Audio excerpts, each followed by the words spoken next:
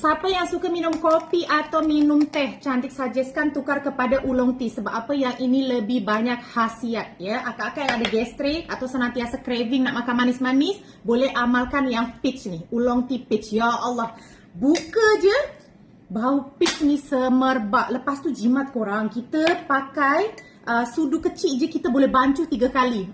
Jimat. Yang ni cantik setelah cantik pelajari kita punya ayat pelajari. Yang ini sangat baik korang. So yang ini cantik nak bancuh dulu. Kita rasa yang coklat karamel oolong tea. Kita guna sudu kecil je. Yang ini betul-betul sudu kecil ya. Sudu kecil ni bancuh dengan air panas. Kita boleh bancuh ulang sebanyak 3 kali korang. Macam ni. Lepas korang diamkanlah dulu. Korang boleh google apa manfaat oolong tea untuk badan kita. Korang yang ada perut boroi, sangat baik ya. So cantik dah punya dah teapot. Senang kita nak tapis dia.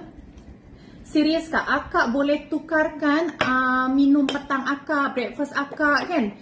Kalau breakfast tu akak suka minum-minum teh macam tu, tukarlah kepada oolong tea. Akak boleh google manfaat oolong tea, sangat-sangat bagus. Lepas tu kenapa cantik tertarik dengan produk ni? Banyak cantik tengok feedback daripada doktor atau daripada orang-orang farmasi. Dia memang suggestkan oolong tea sangat baik untuk kesihatan kita kak. Macam ni je. Lepas tu kita minum. Yang ni memang tak ada gula ya kak. Tak ada gula betul-betul. Tapi dia punya khasiat tu sangat baik untuk badan kita. Bismillah. Tapi cantik lebih suka yang ni lah. Yang ini lebih wangi dan dia ada rasa manis semula jadi daripada peach.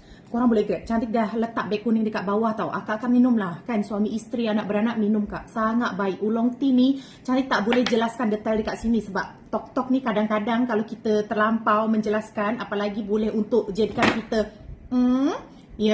you use. Tu bahaya tu. Nanti kita akan kena block. So korang boleh google je manfaat daripada oolong tea. Tapi yang nak beli di beg kuning cantik. Habis je bancuh lagi air panas. Kita boleh refill sebanyak 3 kali. Jimat.